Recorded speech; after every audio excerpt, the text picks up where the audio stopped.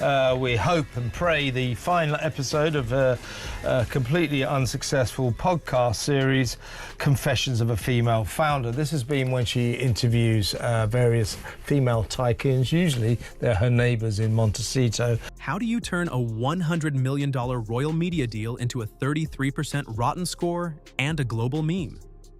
That question hit Netflix like a champagne cork to the face the minute With Love, Meghan dropped.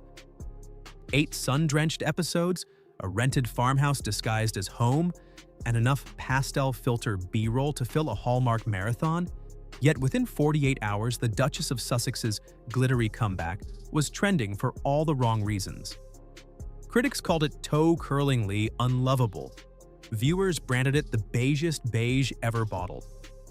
And somewhere in Montecito, Meghan Markle, armed with beeswax candles and strawberry jam, found herself at the eye of a PR tornado she may have brewed from scratch. Meghan Markle's podcast has ended its 8-episode run, and there are no plans to release a second season at this point. What a surprise. Riley Sullivan is a lifestyle reporter here at skynews.com.au, and he's always across the latest celebrity headlines. But the real story isn't just a flop. It's a masterclass in modern celebrity branding gone sideways.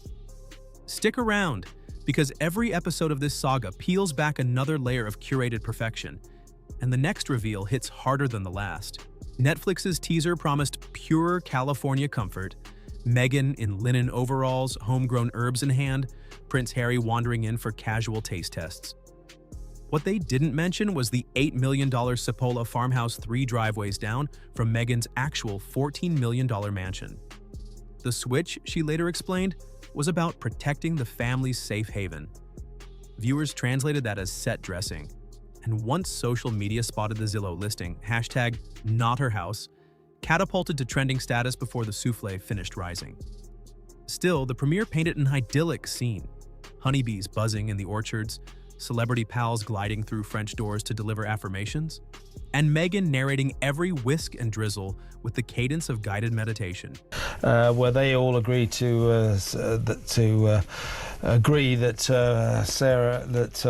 Meghan Markle is the most wonderful woman who ever drew breath, and in return for that, she agrees to talk to them. That seems to be the system. On paper, it was Martha Stewart by way of Pinterest. On screen, it felt like your wealthiest friend started a vlog just to humble brag about her new Aga stove. But the mismatch between marketing and material wasn't obvious until the reviews rolled in. Fast and furious.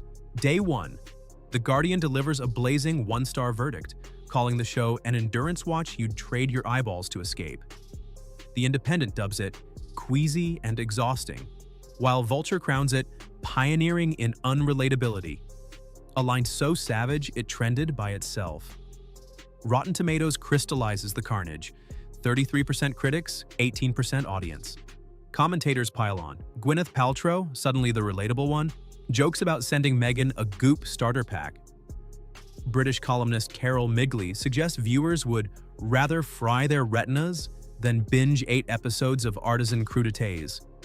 And that's before Variety compares the pacing to organic molasses in January. So Meghan Markle's podcast, the series Confessions of a Female Founder, has officially wrapped up after 8 weeks and hitting the airways. Is this the last we'll ever hear about the podcast, do you think? I do, I think so. I think that, as we've spoken about, this show has completely underperformed. What stings most is the bipartisan nature of the backlash. UK tabloids predictably roast the Duchess, but American outlets, usually warmer, echo the sentiment. Overnight, the glossy comeback reads like a prestige parody. Lavish production, zero resonance. Episode 2 gifts us a moment destined for meme immortality. Meghan, suited in gleaming white beekeeping gear, cheerfully admits she doesn't really like honey, right before praising its artisanal virtues. Moments later, she brand news a beeswax candle, chirping, "I've never done this before." As if Martha Stewart didn't build an empire on that exact template 20 years prior. Viewers felt the choreography. Critics smelled focus group freshness. Then came Candlegate. DIY aficionados noted the candles appeared half-finished before Meghan poured the wax, prompting speculation that props were pre-prepped for retakes. The hashtag pre-waxed trended on X for 2 days. It did not really appear on the Spotify charts. This was, of course, the podcast that she made with Lemonada Media. It's still unclear, actually, about what money has come from this podcast. So originally, when she signed up with Spotify, there was money up front. That deal went south. She signed up with Lemonada. But looking into the details of it, it's unclear if she actually took any money up front for this deal at all. Even comedian Christina P. chimed in. Martha did this for real. Megan's playing Etsy dress-up. Authenticity misfires snowballed. Meal prep segments where Megan rhapsodizes over veggies, while a sous chef plates them off-camera. Pastoral B-roll of chickens that allegedly belonged to the property owner, not the Duchess. Every staged flourish widened the trust divide, until the audience began treating the show as a case study in curated living, not actual life. Long before Netflix pressed play, Megan mailed numbered jars of homemade strawberry jam, 1 through 50, to a hand-picked A-list. She swears the numbers meant nothing. Insiders claim it sparked instant hierarchy gossip.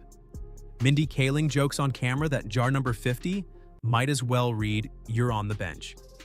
Behind the scenes, a bigger snag. The brand once christened American Riviera Orchard collides with trademark law. The USPTO flags geographic terms and Oregon jam giant files a protest, and within months the Duchess quietly rebrands to As Ever. I think on that alone, there's no way this will come back because it hasn't performed well, you know, in terms of advertising or any types of revenue you can glean from the podcast. It really has failed on that front. Also, there was a very interesting article that came out in a business publication called Fast Company. Never really heard of it, right? Cue another round of headlines about logos resembling Spanish municipal seals and small US businesses with identical names. Yet the Jam saga is only Act 1. As Ever soft launches on April 2nd with teas, crepe mix, and honeycomb, selling out in an hour, thanks in part to Netflix's consumer products muscle. But critics point out the glaring contradiction. A show about graceful simplicity propped up by aggressive influencer-style scarcity marketing. For every eye-roll emoji, there's a tongue-in-cheek stan, ready to remix Megan's B moment into a trap beat. Hashtag B-Gate dance challenges explode on TikTok. Twitter threads debate whether her pastel pantry qualifies as pantry porn perfection or late-stage capitalism in glass canisters. In the UK, the show briefly hits Netflix's daily top 10. In Hungary and Kenya, it charts for a week. US numbers lag, but the very disconnect fuels more chatter. Some viewers admit they watch ironically, the way people once doom-scrolled Tiger King. Anyway, the final guest is someone called Sarah Blakely. She's the founder of Spanx, and that was an intimate apparel company that sold pants and leggings. She founded that in Atlanta in Georgia. Anyway, she sold out and made a lot of money. And Netflix loves any metric that spells engagement, even if half the clicks come with popcorn emoji sarcasm. Turns out Season 2 was shot back-to-back as a cost-cutting hedge. Insiders leak that editors are now frantically trimming anything too posh while punching up candid bits. Megan has teased news segments with chef Jose Andres and Wildfire volunteers, doubling down on authenticity after the first season drubbing. But there's another layer, Netflix House, the 100,000 square foot retail playgrounds opening in Dallas and King of Prussia next spring. Leaked merch blueprints show as ever jam jars sitting beside Squid Game tracksuits and Bridgerton tea sets. If Season 2 tanks, those shelves risk becoming royal clearance aisles. And with Harry's Polo doc still in limbo, the Sussexes need this show to justify their trimmed-down renewal. Bottom line, episode ratings will now dictate brick-and-mortar shelf space. Royal stakes, meet mall traffic. Barely 48 hours after the premiere, half-brother Thomas Markle Jr. goes on Talk TV to brand Megan's latchkey kid narrative straight-up malarkey. Right. Weirdly, they got an exclusive interview with Meghan Markle, and the interview reads like a press release. It's basically sort of giving her claim, really celebrating all her achievements, and these are things that have been a complete failure. He insists they were solidly middle class, their dad a well-paid lighting director, and fast food dinners were treats, not survival. The New York Post splashes the quote across page 1, talk show hosts feast for days. Dad Thomas Sr. piles on, calling the show never authentic. Suddenly, Megan isn't just defending lifestyle choices but her childhood origin story. Royal watchers note the irony. a series meant to humanize the Duchess ends up amplifying the very image problem it hoped to wash away. Since quitting the firm in 2020, Harry and Meghan have walked a tightrope. Demand privacy, then monetize intimacy. Spotify, Archewell Audio, a candid memoir, a tell-all docu-series. Each project blurs the line between leave us alone and let us explain.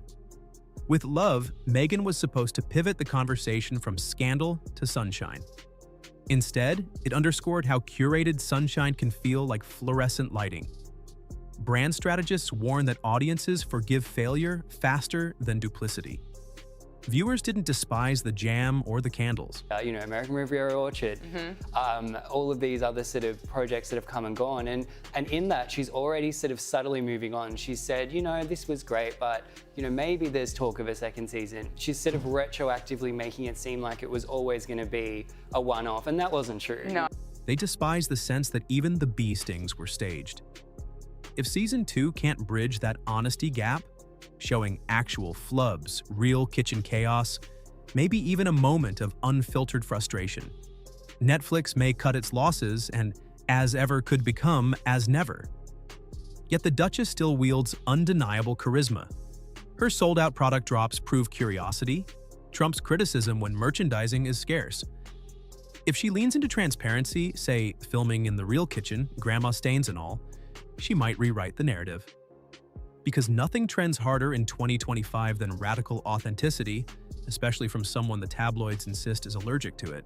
So where does the royal roller coaster glide next?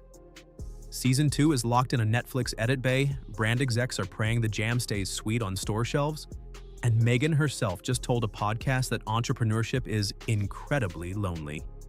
The Duchess stands at a crossroads. Double down on curated perfection, or risk the mess that makes people feel seen. Either way, the next episode of this saga is coming, and it may decide whether Montecito's most famous beekeeper becomes Hollywood's comeback queen or the cautionary tale of influencer excess. Stick around, because when the credits roll on Season 2, one thing is certain: the buzz will be louder than any hive Meghan's ever handled.